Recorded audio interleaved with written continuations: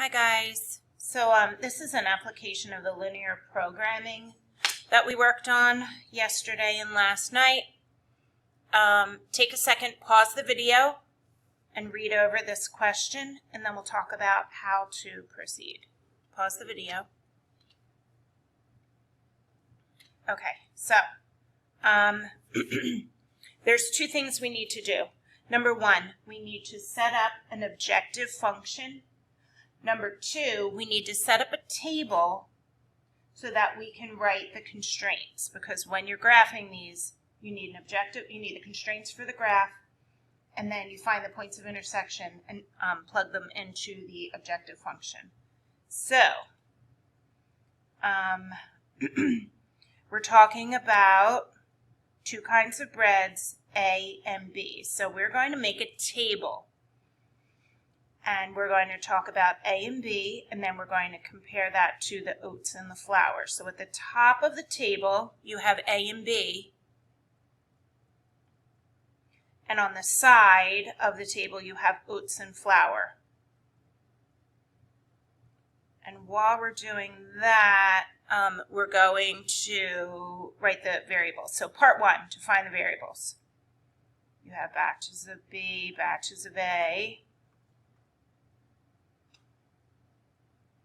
And then whatever you define for the X and the Y, that's what goes in the top of the table. So it's always A, B total. So here's my X values, here's my Y values, and then you have the total at the end.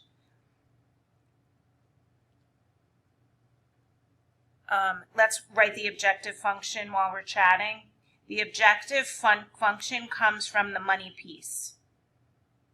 So for every batch of A, you make $40. That's 40X. For every batch of B, you make $30. That's the 30Y. So here's the money function. The objective function is where the money comes in, how you're going to make your money.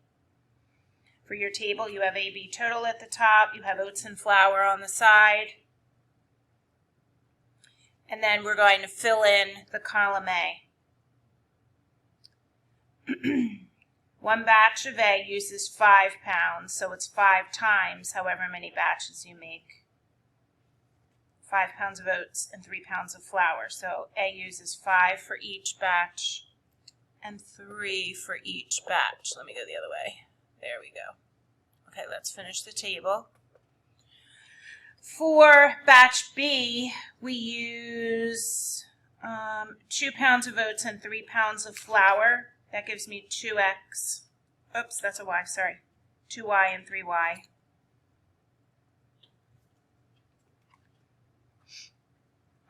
The total amount of oats is 180 pounds, and the total amount of flour is 135 pounds. That's what we're going to use to set up our constraints. So 5x plus 2y is less than or equal to 80. 3x plus 3y is less than or equal to 135.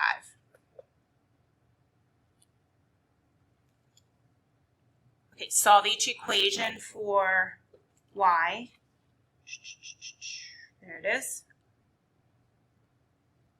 We need to always take note that your x and y values have to be greater than 0. That'll keep us up in the first quadrant. And we're going to graph it. Okay. When we're setting up, when you're setting up the table, you have to put your titles here. So you need to label the axes. Batches of A, that's your x-axis, and batches of B, however many batches of A and however many batches of B go here and here. It looks like I did 5, 10, 15, 20 because my maximum I needed to get up to was this 90 up here. So in order to fit 90 on the graph, I went by 5s. I'm going to show you a trick. Here's the trick. When I'm graphing this equation right here,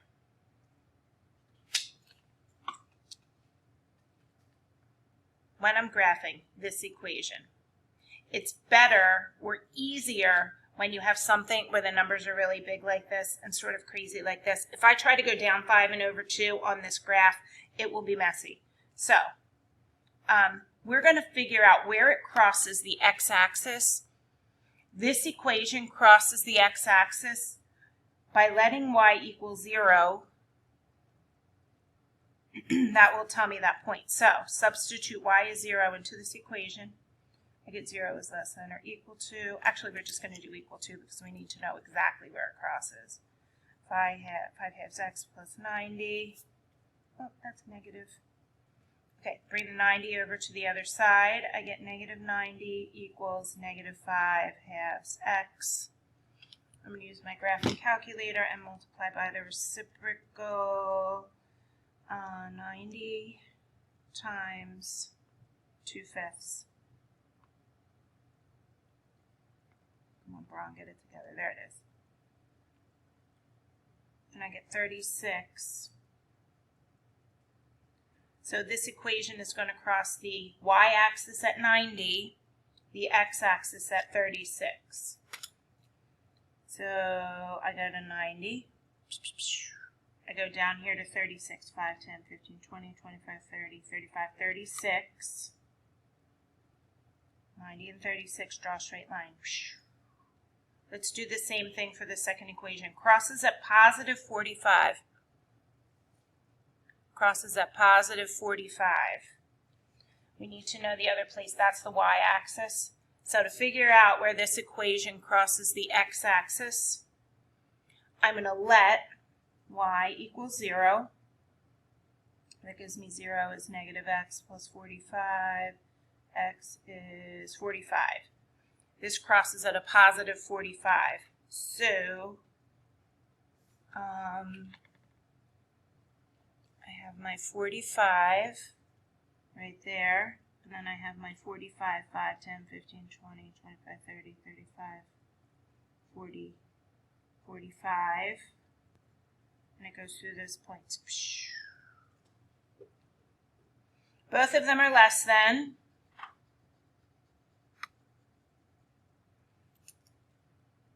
Oops. Okay, so let me highlight. Here's my shaded region. Pause and rewind if you need. My points of intersection are 0, 0, 0, 45, 30, what was that, 36?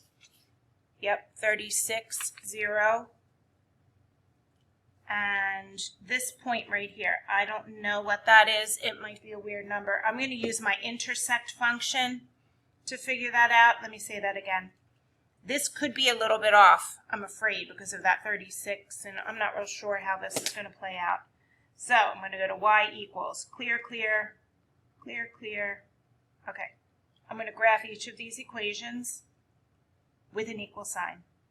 Y equals negative 5 halves, negative 5 divided by 2, negative 5 halves, your x is right here. X, what? X, oh there it is, plus 90. Let's do the next one. Y equals negative x plus 45.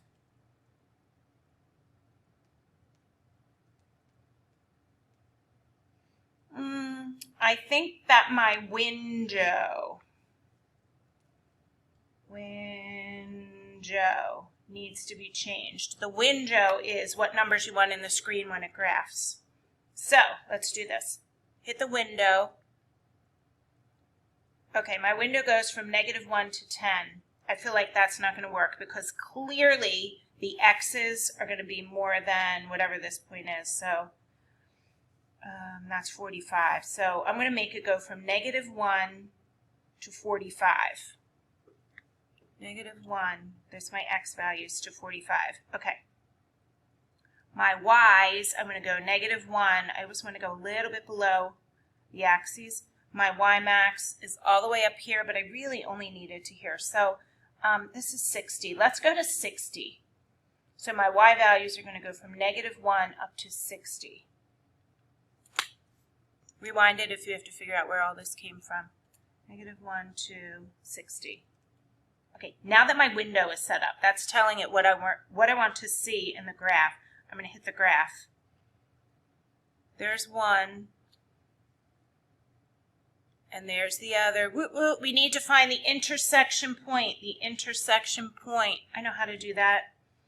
Second trace. Second trace. Oh, good. Okay. We want to find the intersection. So you can either hit 5, or you can scroll down. I'm going to type a 5. Oh, there it is. Okay, here's my first line. I'm going to hit enter. There's my second line. It tells me it's up here. Hit enter again. Okay, do we want it to guess? No, you guys, we don't want to guess. We want it to tell us the answer. So I'm going to hit enter one more time. And my answer is 3015. 3015, that's that point right there. So, 3015, there it is. I did all my mathy part, and I figured out that 1650, this is my maximum value, which means that 3015 is my best place to make the most amount of money. So I need to make 30 batches of A and 15 batches of B. Okay. Pause the video and do worksheet 3.4b number 10. 3.4b number 10. And I'm going to show you my key. Pause. Pause. Okay. I'm going to go quick.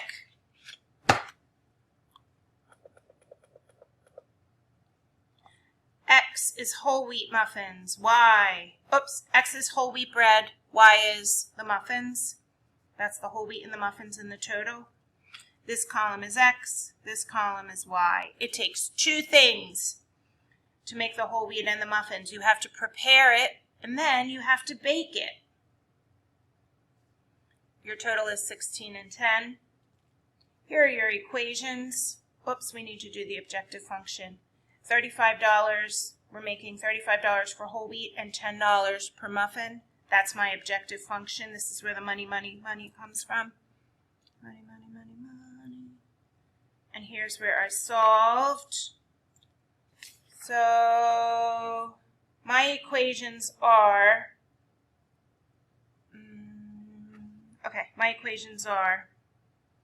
that, and the other one is y is less than or equal to negative 2x plus 20. I just solve for y here, solve for y here. Don't forget these two.